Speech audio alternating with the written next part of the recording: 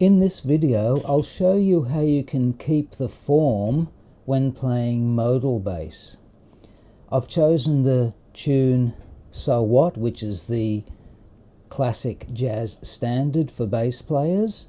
So What is comprised of 4 sections. It's 2 A sections of 8 bars each, and then there's a B section, another 8 bars, and then there's a final A section of another 8 bars. So the form is A-A-B-A.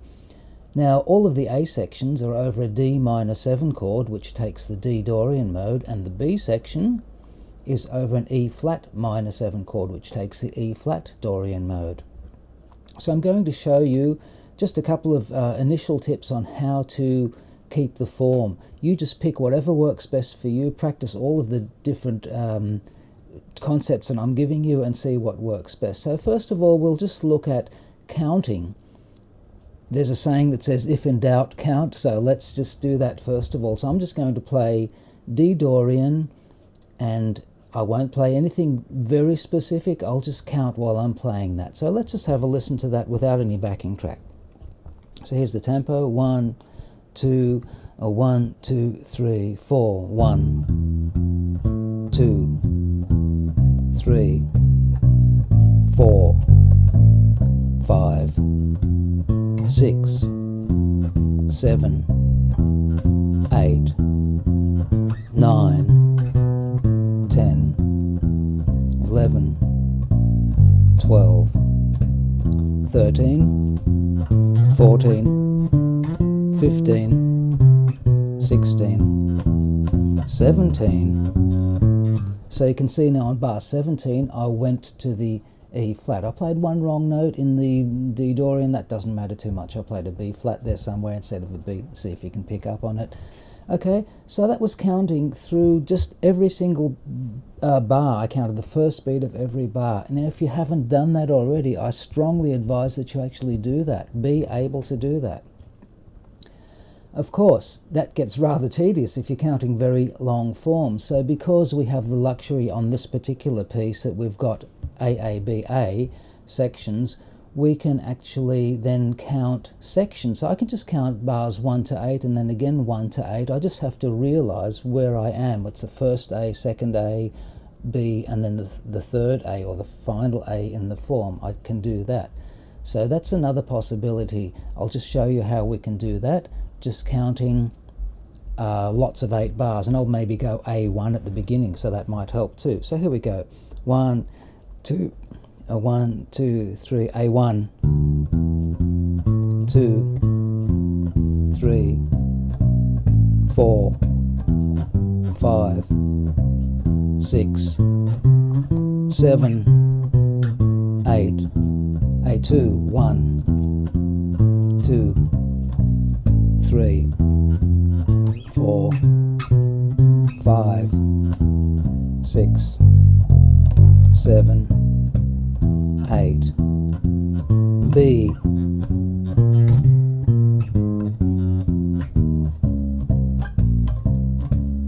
5, 7, 8, 1. This is the last A section.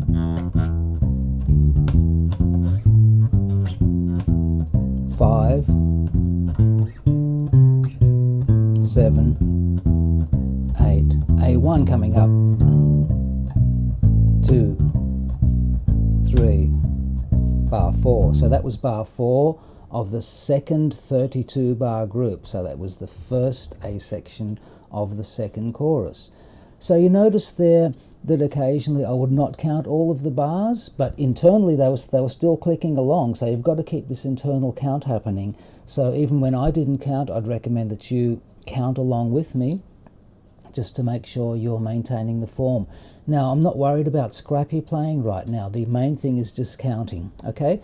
So that was just counting 1 to 8, 1 to 8, 1 to 8. So that's the first thing you should be able to do after you've been able to just count all the bars straight through, just being able to maintain your position in the form. Okay, what we can do now is we can actually play and count 2 bar phrases. So I would then count 1 2 3 4 do do 3 4 2 2 3 4 do do do do 3 2 3 4 do do do do 4 2 3 4 do do do do 1.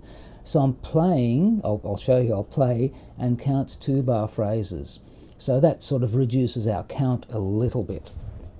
Let's try that. I'll do 2-bar phrases now as outlined in the previous rudimentary modal walking bass video. I'll actually do this one with a backing track now. Let's just have a listen to that. Bring it up. This is my standard band in a box backing track. 1 2 3 4 1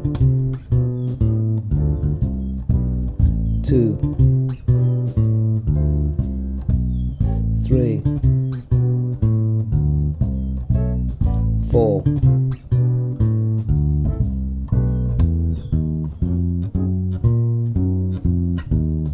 2 3 4 1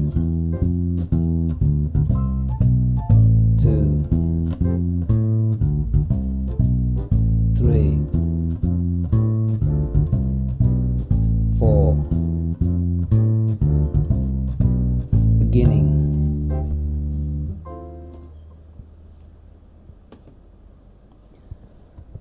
Alrighty, so that was counting through 4 lots of 2-bar phrases per section in the form. And when I said beginning, that's the type of thing you've got to have in your head so you know you're at the top of the form.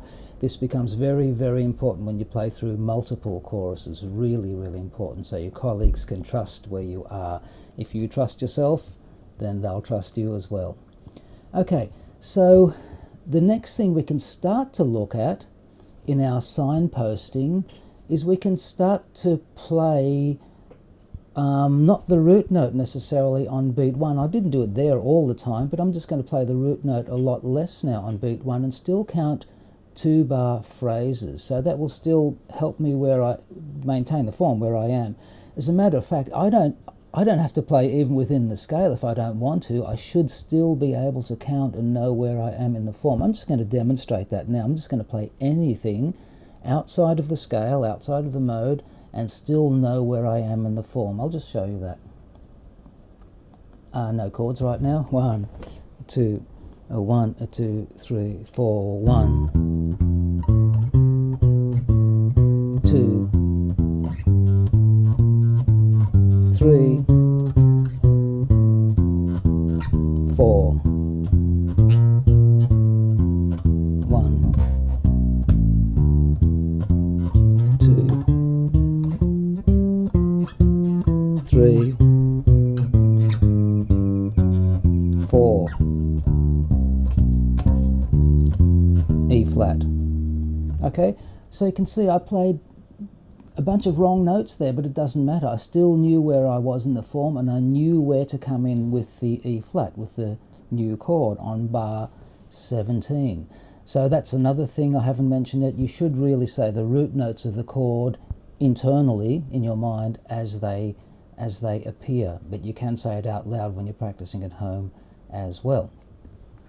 Okay, so that's just form keeping with counting. Now let's have a look at a couple of other things. We can now start to keep form with other signposts. For example, we can use accents. We can use octaves. So I could, for example, play the first A section down low and the second A section high, and then the B section low, and then the final A section high. So I can alternate where I'm actually playing, and that helps a whole lot too. So that's just the range, which I did a little bit there before too. And also I can actually then play accents. So if I do an accent on a certain beat, the drummer will pick up on that and maybe even do it with me, and maybe the other band members will as well. But it doesn't really matter. The main thing is for me, I know where I am, and the band members can choose to go with me or not, but they usually will subconsciously pick up on what I'm doing. So I'm going to just now accent strongly the first beat of each 8-bar section. I'll do that with chords again.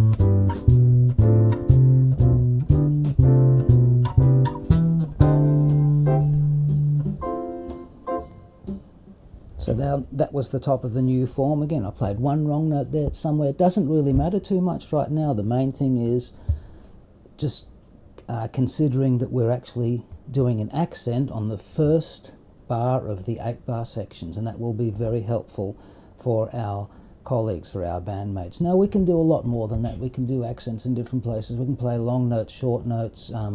What I'll do now finally in this session is I'll show you accents on the first beat of the 8-bar segments, plus I will switch octaves.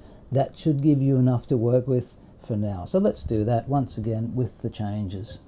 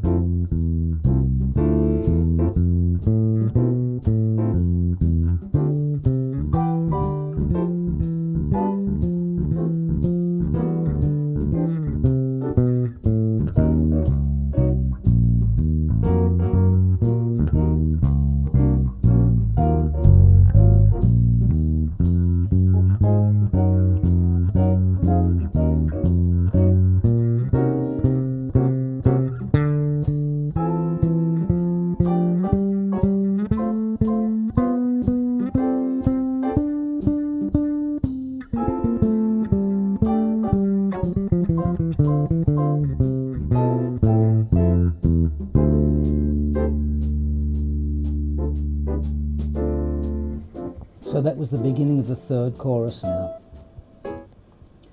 Okay, I hope you get lots and lots out of this session. See how you go. Get back to me if you have any comments. If you've got any questions, I'm happy to answer them for you.